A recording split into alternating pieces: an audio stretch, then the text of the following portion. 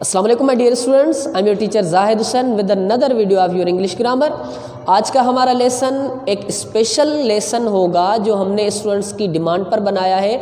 बहुत सारे स्टूडेंट्स की डिमांड थी कि सर आप हमें प्रीपोजिशन के यूजेस के बारे में बताएं, हमें प्रीपोजिशंस के यूजेस जो है वो समझने में थोड़ी सी दिक्कत हो रही है, हमें समझ में नहीं आ रहा कि कहाँ पर कौन सी प्रीपोजिशन यूज़ करें और कहाँ पर कौन सा। तो आज का ये लेसन उन स्टूडेंट्स के लिए जो प्रीपोजिशंस को अच्छे तरीके से नहीं समझ पाते बहुत ही फ़ायदेमंद होने जा रहा है। तो आइए शुरू करते हैं हम अपना lesson, that is on preposition. तो बेटा प्रीपोजिशन है क्या? प्रीपोजिशन पार्ट्स ऑफ स्पीच में एक पार्ट होता है। सबसे पहले देखते हैं कि प्रीपोजिशन वर्ड का मतलब क्या होता है। मैंने जब भी आपको पढ़ाया है तो मेरी ये कोशिश खुद की भी रही है और मैंने आपको भी ये बताया है और एडवाइस करता रहा हूँ कि जब भी आप जो भी टॉपिक पढ़ो तो सबसे पहले आप उस टॉपिक के मीनिंग पर जाओ। उसका जब आप मीनिंग देख लोगे, उसकी मीनिंग आप समझ लोगे तो उसकी डेफिनेशन बनाने के लिए या उसको समझने के लिए, उसका कॉन्सेप्ट समझने के लिए आपके लिए बहुत आसानी हो जाएगी। तो सबसे पहले शुरू करते हैं हम प्रीपोजिशन। तो देखते हैं बेटा प्रीपोजिशन वर्ड है क्या। ठीक है बेटा, तो प्रीपोजिशन वर्ड जो है वो दो वर्ड से मिलकर बना है। एक वर्ड है प्री जिसका मतलब है बिफोर, ठीक है, और दूसरा वर्ड है पोजीशन, पोजीशन का मतलब है प्लेस। ठीक है बेटा, तो यहां पर ये प्रीपोजिशन वर्ड दो वर्ड से मिलकर बना है। एक वर्ड का मतलब है बिफोर, बिफोर का मतलब है पहले, और दूसरा वर्ड है प्लेस, प्लेस का मतलब है जगह। तो जाहिर सी बात है ये ऐसे वर्ड्स होंगे जो किसी जगह पर पहले रखे जाते होंगे। ठीक है बेटा, तो ये ऐसे वर्ड हैं जो किसी जगह पर हम पहले यूज करते हैं, किसी के सामने पहले रखते हैं। तो हम इसकी डेफिनेशन बना सकते हैं, the preposition is a word. Preposition क्या है? एक ऐसा वर्ड है प्लेस्ड जो रखा जाता है बिफोर अ नाउन। किसके पहले? किससे पहले रखा जाता है? किसके बिफोर रखा जाता है? नाउन के। और प्रोनाउन, तो जहां पर हम नाउन यूज कर सकते हैं वहां पर हम प्रोनाउन भी यूज कर सकते हैं। तो preposition is a word, preposition एक ऐसा वर्ड होता है दैट प्लेस्ड बिफोर नाउन और प्रोनाउन, जो हम रखते हैं किसी नाउन या प्रोनाउन से पहले रखते हैं। क्यों रखते हैं? To show its relation. क्या दिखाने के लिए? उसकी रिलेशन दिखाने के लिए रखते हैं। किससे रिलेशन दिखाते हैं? विथ अनदर नाउन, किसी और नाउन और प्रोनाउन या दूसरे प्रोनाउन के साथ उसकी रिलेशन दिखाने के लिए यूज करते हैं। ठीक है बेटा, तो आप देखो कि the preposition is a word. Preposition एक ऐसा वर्ड है प्लेस्ड बिफोर अ नाउन और अ प्रोनाउन जो किसी नाउन या प्रोनाउन से पहले रखा जाता है। क्यों रखा जाता है? टू शो इट्स रिलेशन, उसका रिलेशन दिखाने के लिए। किसका रिलेशन? उस नाउन या उस प्रोनाउन का रिलेशन दिखाने के लिए। विथ अनदर नाउन और pronoun are part of sentence, किसी भी सेंटेंस के वर्ड के साथ या दूसरे नाउन या किसी दूसरे प्रोनाउन के साथ ताल्लुक दिखाने के लिए यूज किया जाता है। तो बेटा प्रीपोजिशंस ऐसे वर्ड हैं जो किसी नाउन की रिलेशन सेंटेंस में किसी दूसरे नाउन के साथ दिखाते हैं। क्या दिखाते हैं? रिलेशन दिखाते हैं, ताल्लुक दिखाते हैं एक नाउन या प्रोनाउन का दूसरे नाउन या प्रोनाउन के साथ। ठीक है बेटा, तो यहां तक आपने समझ लिया कि प्रीपोजिशन दो वर्ड से मिलकर बना है। एक वर्ड है बिफोर यानी प्री यानी बिफोर, और दूसरा है पोजीशन यानी प्लेस। तो ये ऐसे वर्ड्स होते हैं जो नाउन या प्रोनाउन से पहले रखे जाते हैं। क्यों रखे जाते हैं? कि उनकी रिलेशन दिखाए सेंटेंस में किसी दूसरे नाउन के साथ। आइए इस चीज को एक एग्जांपल के थ्रू समझते हैं। देख लीजिए example, the book is on the table. ठीक है बेटा, तो यहां पर आप इस सेंटेंस में देखो, the book is on the table. यहां पर एक नाउन है द बुक और दूसरा है द टेबल। ठीक है बेटा, द बुक नाउन है, द टेबल नाउन है। डेफिनेशन को देखते हैं, the preposition is a word placed before a noun और अ प्रोनाउन। तो प्रीपोजिशन ऐसा वर्ड होता है जो नाउन या प्रोनाउन से पहले रखा जाता है। यहां पर एक नाउन है द बुक, दूसरा है द टेबल। तो बुक से पहले तो कुछ नहीं रखा हुआ, ठीक है, लेकिन द टेबल से पहले हमने क्या रखा है? ऑन रखा है। ठीक है, ये पहली निशानी तो लगी। ऑन हो सकता है कि प्रीपोजिशन हो, क्योंकि नाउन से पहले रखा गया है। डेफिनेशन में बताया गया था कि नाउन या प्रोनाउन से जो पहले रखा जाता है वो प्रीपोजिशन होता है। तो द टेबल से पहले ऑन रखा गया है, लेकिन उस डेफिनेशन का दूसरा पार्ट देखते हैं, टू शो इट्स रिलेशन। वो क्यों रखा जाता है कि उस नाउन या प्रोनाउन का रिलेशन दिखाता है विथ अनदर नाउन और a pronoun in the sentence, sentence में किसी दूसरे नाउन या प्रोनाउन के साथ। तो देखते हैं ये द टेबल नाउन से पहले तो रखा गया है, क्या इसकी रिलेशन दिखाता है? देखो बेटा, the book is on the table, तो किताब क्या है, कहां पर है? टेबल के ऊपर है, टेबल पर है। तो टेबल का रिलेशन द बुक के साथ कौन सा वर्ड दिखा रहा है? ऑन दिखा रहा है। ठीक है बेटा, फर्ज कर लो ये क्या है? टेबल है और ये बुक है, तो टेबल के ऊपर क्या है? बुक है ना।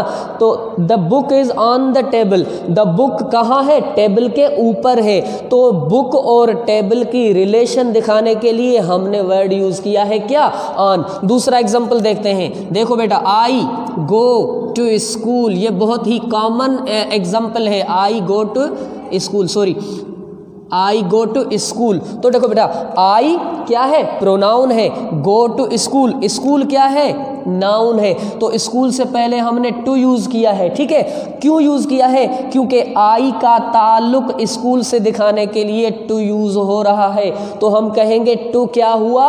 प्रीपोजिशन हुआ। तो बेटा देख लीजिए इन दोनों एग्जांपल्स में कि प्रीपोजिशन हम ऐसे वर्ड्स को कहते हैं, ऐसे अल्फाज को कहते हैं जो किसी नाउन या प्रोनाउन से पहले रखे जाते हैं। क्यों रखे जाते हैं? ताकि उस नाउन या प्रोनाउन का ताल्लुक सेंटेंस में दूसरे वर्ड्स के साथ दिखाए। ठीक है, होप कि आप यह समझ गए होंगे कि प्रीपोजिशन होता क्या है और कहां पर हम इसको यूज करते हैं। ये इतना छोटा टॉपिक नहीं है, हम इसको और समझेंगे और एक एक प्रीपोजिशन को समझेंगे कि हम कहां कहां पर यूज कर सकते हैं। ठीक है, तो यहां तक आपका सेंस क्लियर हो गया कि प्रीपोजिशन कहते किसको है। अब हम देखते हैं एक एक प्रीपोजिशंस को, उनके यूजेस को देखते हैं ताकि आपकी कंफ्यूजन जो है वो दूर हो सके। जी तो डियर स्टूडेंट्स, सबसे हम पहले शुरू करते हैं कि हम कहां पर कौन सा प्रीपोजिशन यूज कर सकते हैं। हम प्रीपोजिशन कहां पर यूज करते हैं पहले तो ये जान लीजिए कि प्रीपोजिशन हम या तो डायरेक्शन दिखाने के लिए यूज करते हैं, या टाइम दिखाने के लिए यूज करते हैं, या प्लेस दिखाने के लिए यूज करते हैं। तो समझ लीजिए कि प्रीपोजिशन डायरेक्शन, टाइम या प्लेस शो करने के लिए दिखाया जाता है। डायरेक्शन किसको कहते हैं? हम किसी चीज़ का रुख मालूम करने के लिए, किसी चीज़ का तरफ देखने के लिए। टाइम किसको कहते हैं? वक्त को कहते हैं। और प्लेस जगह को कहते हैं। यानी डायरेक्शन, टाइम या प्लेस शो करने के लिए हम प्रीपोजिशंस का यूज़ करते हैं। तो अब हम सबसे पहले शुरू करेंगे प्रीपोजिशन ऑफ प्लेस।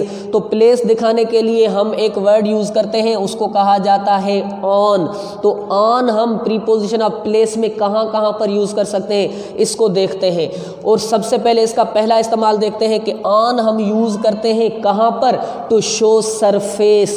सरफेस किसको कहते हैं? किसी चीज़ की सतह को कहते हैं हम सरफेस कहते हैं। ठीक है बेटा, तो हम अगर कहीं पर भी किसी चीज़ के सरफेस की बात करें या दो चीज़ें अगर उनका सरफेस एक दूसरे से टचिंग पोजीशन में हो, यानी एक चीज़ किसी दूसरी चीज़ के ऊपर पड़ी हो, इस तरह पड़ी हो कि उनके सरफेसेस एक दूसरे से टच हो रहे हो। जैसे समझ लीजिए कि ये मेरा हाथ है और ये क्या है? हाथ का सरफेस है। और ये मार्कर, इस मार्कर का सरफेस और मेरे हाथ का सरफेस क्या है?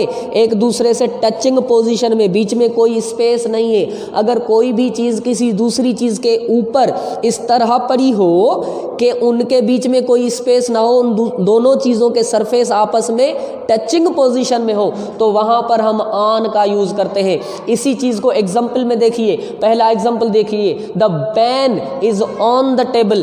पेन क्या है? टेबल के ऊपर पड़ी है, यानी टेबल के सरफेस के ऊपर पेन का सरफेस टचिंग पोजीशन में है, तो यहाँ पर हम ऑन यूज़ करेंगे। ठीक है, the book is on his desk.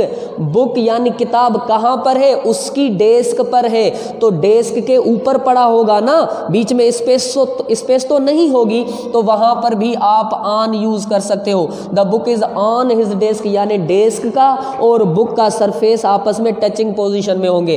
Third example देख लीजिए कि something is on my head. कोई चीज़ है मेरे सर के ऊपर, कोई चीज़ पड़ी होगी मेरे सर के ऊपर, तो मुझे फीलिंग हो रही होगी ना, मुझे महसूस हो रहा होगा। तो कोई चीज़ मेरे सर के ऊपर कैसे होगी?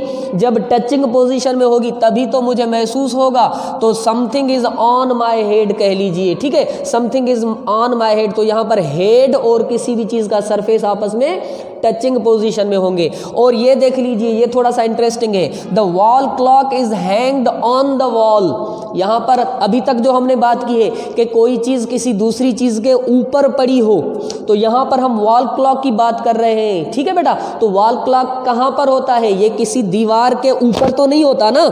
मान लीजिए कि ये दीवार है तो यहाँ पर तो वॉल क्लॉक नहीं होगा ना, अगर यहाँ रखेंगे तो नज़र ही नहीं आएगा, टाइम का कैसे पता चलेगा। तो वॉल क्लॉक कैसे होता है, दीवार के ऊपर ऐसे लगता है जैसे कोई तस्वीर, या क्लास में हम चार्ट लगा लेते हैं, ठीक है। लेकिन वहाँ पर भी ये चीज़ सरफेस तो बात जाहिर हो रही है ना कि वॉल क्लॉक का और दीवार का सरफेस क्या है, आपस में टचिंग पोजीशन में है। तो वहाँ पर भी आप ऑन यूज़ कर लीजिए, the wall clock is hanged on the wall. आप दूसरा एग्जाम्पल भी यूज कर सकते हो, our family picture is on the wall. हमारी फैमिली पिक्चर कहाँ है, वॉल के ऊपर है। तो वो क्या वॉल के ऊपर तो नहीं होगी ना, वॉल के साथ क्या होगी, लटकी हुई होगी या चिपकी हुई होगी। तो अगर कोई चीज़ किसी दूसरी चीज़ के ऊपर चिपकी हुई हो या उसके ऊपर लटकी हुई हो या रखी गई हो जिसमें उनके सरफेसेस आपस में टचिंग पोजीशन में हो, तो आप वहाँ बेधड़क ऑन यूज़ कर लीजिए, ठीक है बेटा। ये हो गया ऑन का पहला इस्तेमाल। अब देखते हैं ऑन का दूसरा एग्जाम्पल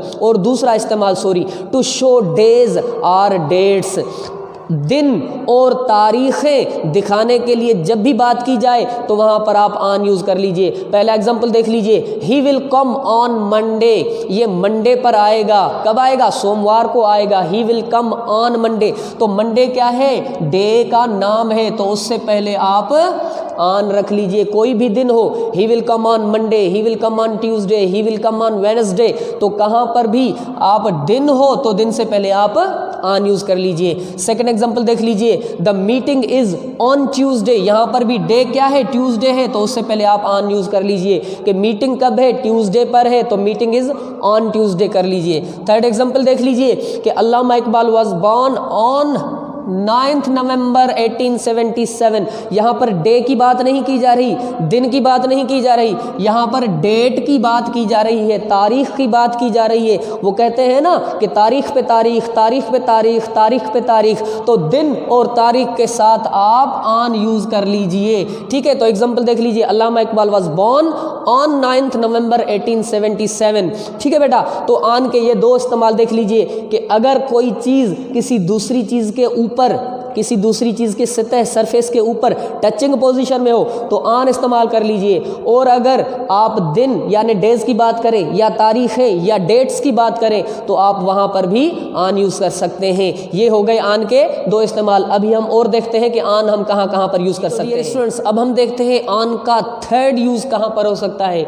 ऑन हम यूज़ कर सकते हैं टू शो डिवाइसेस, मशीन्स और स्क्रीन। जब हम डिवाइसेस की बात करें, मशीन्स की बात करें या किसी चीज़ की स्क्रीन की बात करें, मशीनों की बात जब करें, मशीन में क्या चीज़ आ जाती है, मशीन में फ़ोन आ जाता है, कंप्यूटर आ जाता है, लैपटॉप आ जाता है, आपका कैलकुलेटर आ जाता है। ऐसी बहुत सारी चीज़ें होती हैं जो मशीन्स होती हैं। अगर कोई पर्सन मशीन्स पर काम कर रहा है तो वहाँ पर आप ऑन यूज़ कर लीजिए। एग्जाम्पल देख लीजिए बेटा कि he is on the phone. ये क्या है, फ़ोन पर बात कर रहा है। तो अगर फ़ोन पर बात करने की बात की जाती है तो जस्ट ऑन द फ़ोन लिखा जाता है। He is on the phone, ये फ़ोन पर बात कर रहा है, ठीक है। आप समझने की कोशिश करें, यहाँ पर वो पेन के ऊपर नहीं खड़ा हुआ, सॉरी फ़ोन के ऊपर नहीं खड़ा हुआ, ठीक है बेटा। तो अगर हम करें ये फ़ोन पर है तो इसका मतलब है कि फ़ोन के ऊपर खड़ा नहीं हुआ बल्कि फ़ोन पर बात कर रहा है, ठीक है बेटा। इंग्लिश के अपने रूल्स होते हैं और हमारी उर्दू के अपने रूल्स होते हैं। कभी भी आप इंग्लिश को उर्दू के साथ कंपेयर मत करना,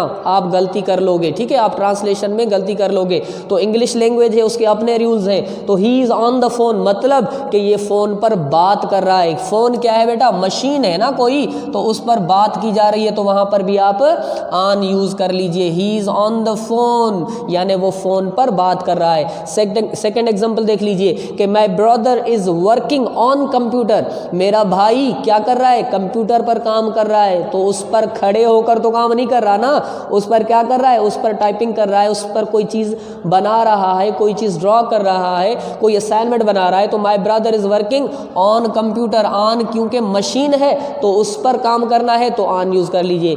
थर्ड एग्जाम्पल देख लीजिए, I am watching the movie on LED, on television screen. ठीक है, तो LED क्या है, ये भी एक किस्म की टेलीविज़न है। आजकल तो टेलीविज़न जो बड़ी होती थी पहले बॉक्स की तरह, उनका दौर ख़त्म हो गया, आजकल तो LCD और LED का ज़माना है।